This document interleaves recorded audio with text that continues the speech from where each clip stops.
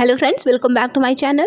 तो आज मैं आपको बताऊंगी कि आपको पितृ पक्ष में दान देने के लिए तो हर कोई बताता है कि आपको दान देना चाहिए, ठीक है। लेकिन कहीं क्या कुछ ऐसी गलती हो जाती है जिससे कि पितृ दोष हम पर लग जाता है या पितृ हमसे नाराज़ हो जाते हैं। तो उसके लिए हमें बहुत ध्यान देने की ज़रूरत होती है।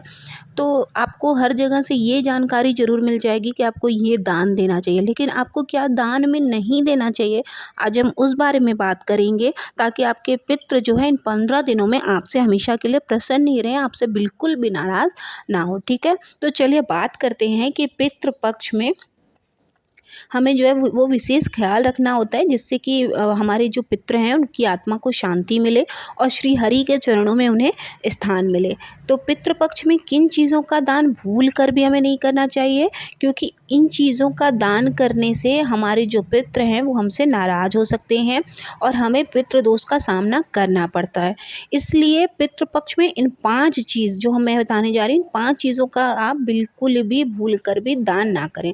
तो सबसे पहले उसमें आता है पितृ पक्ष में तेल का दान ना करें। पितृ पक्ष में जो है वो तेल का दान नहीं करना चाहिए, क्योंकि ऐसा माना जाता है कि पितृ पक्ष में अगर आप तेल का दान करते हैं तो आपके पितृ आपसे नाराज़ हो जाते हैं। खास करके सरसों का तेल तो बिल्कुल भी दान में नहीं किसी को देना चाहिए, ठीक है। अगर आपसे कोई ये आपके नेबर में भी कोई ब्राह्मण रह रहा है और उसको तेल की ज़रूरत है तो आपको उसको भी नहीं देना है। भूल कर भी आप ना दें। आप बोल दें कि आप भारी दिन चल रहा है तो इस समय में आपको तेल नहीं दे पाऊँगा, इसके लिए मैं आपसे माफ़ी माँग रही हूँ। जो भी आपको कहना है वो आप उनसे रिक्वेस्ट कर दें, वो समझेंगे भी, क्योंकि पितृ पक्ष चल रहा है, ठीक है। क्योंकि लेने वालों पर भी बुरा असर पड़ता है और देने वालों पर तो बुरा असर पड़ता ही पड़ता है। और यदि आप कपड़े दान करना चाहते हैं तो ये भी याद रखें कि दान में सिर्फ नए कपड़े ही दें किसी को। अगर आप किसी को कपड़ा दे रहे हैं, किसी को ज़रूरत है तो दे रहे हैं, तो नया ही आपको देना है। या तो आप ना दें इन 15 दिनों में, और अगर आप दान कर रहे हैं तो नया ही दान करें, क्योंकि अगर आप पुराना दान करेंगे तो उससे अच्छा इम्पैक्ट पितरों पे नहीं पड़ता है। और साथ ही साथ जूते चप्पल भी जो है वो दान में नहीं देने चाहिए, क्योंकि इस तरह का दान करने से जो भी आप दान कर रहे हैं उससे आपके ऊपर राहु दोष और पितृ दोष दोनों लग सकता है। तो ये बहुत ही बड़ी गलती है कि अगर आपने किसी को जूता चप्पल जो है वो दान कर दिया तो बहुत ही बड़ा पितृ दोष लगता है और राहु दोष भी होता है। और सबसे बड़ा आदमी पर इसका असर पड़ता है, क्योंकि उसकी जो है तरक्की में, उसकी नौकरी में बाधा आ जाती है। पितृ पक्ष में नेक्स्ट है, पितृ पक्ष में बेकार और जूठा भोजन कभी भी दान में नहीं देना चाहिए। अब जूठा तो कोई किसी को खिलाता नहीं है। जूठा कैसे हो गया? जैसे आपने गैस पे बनाया खाना, आपने टेस्ट कर लिया, गैस पे रखे रखे आपने टेस्ट कर लिया, वो जूठा हो गया ना। तो आपको जूठा नहीं करना है भोजन, आपको चखना भी नहीं है जब तक ब्राह्मण भोज नहीं कर लेते। आप किसी को दान अगर देना चाहते हैं भोजन, आप किसी को दान नहीं कर देते, तब तक आपको जूठा नहीं करना है। गैस पर से भोजन आपको जूठा बिल्कुल भी नहीं करना है। आप भोग लगा लें, उसके बाद मतलब जिस ब्राह्मण को आपने कराना है उसको आपने भोग करा दिया, उनको दान दक्षिणा दे दी, तभी आपको भोजन करने बैठना है। उससे पहले आपको टेस्ट भी नहीं करना है, वरना भोजन जो है वो जूठा हो जाता है। क्योंकि ऐसा मानते हैं कि अन्न का दान जो होता है ना वो बहुत ही शुभ होता है, और शास्त्रों में ऐसा कहा भी गया है कि अन्नदान महादान। तो पितृपक्ष में यदि आप भोजन का दान करना ही चाहते हैं तो अच्छे भोजन का दान करें, और किसी को भी अपना जूठन भोजन ना तो बिल्कुल दें और ना ही उसको गैस पर रखे रखे आप उसको जूठा भोजन करें। पितृपक्ष में अच्छा और शुद्ध भोजन ही करवाने से पितृ हमारे जो हैं वो खुश होते हैं।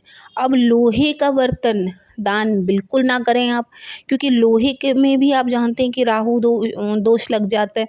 पितृपक्ष में कई लोग बर्तन का भी दान करते हैं, लेकिन इस बात का आप ख्याल रखें कि आप लोहे के बर्तन का दान बिल्कुल भी ना करें। लोहे के बर्तन का दान करने से पितृ आपसे नाराज़ होते हैं और फिर वापस आपको पितृदोष लग जाता है। इसकी जगह पर आप स्टील के बर्तन दान कर सकते हैं। और इसी में एक आपको और भी बात बता दूं, जिस दिन आपके यहाँ ब्राह्मण भोग लग रहा है या ब्राह्मण को भोजन पर बुलाते हैं, लोहे की कढ़ाई में आपको कोई भी सब्जी नहीं बनानी है, ना तो आपको पूरी छाननी है, ठीक है।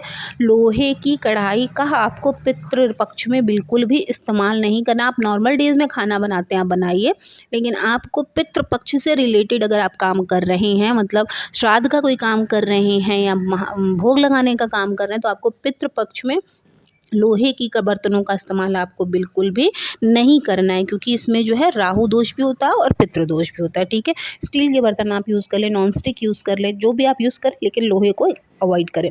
पितृपक्ष के दौरान व्यक्ति को काले रंग के कपड़े किसी को भी दान में नहीं देने चाहिए। पितृपक्ष में सफ़ेद रंग के कपड़े ही व्यक्ति को दान में देने चाहिए। सफ़ेद रंग के कपड़े का दान करने से हमारे पूर्वज हमसे खुश होते हैं, ठीक है। तो ये कुछ 5 चीज़ें हैं जो सबसे ज़्यादा असर करती हैं।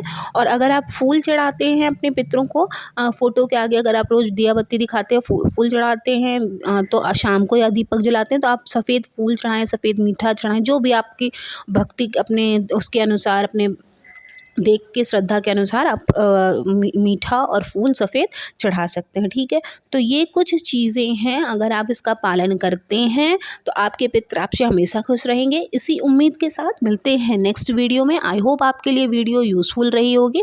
वीडियो पसंद आए तो उसको लाइक ज़रूर करिएगा, शेयर भी करिएगा और चैनल को सब्सक्राइब करते हुए जाइएगा। धन्यवाद। ओम नमः शिवाय।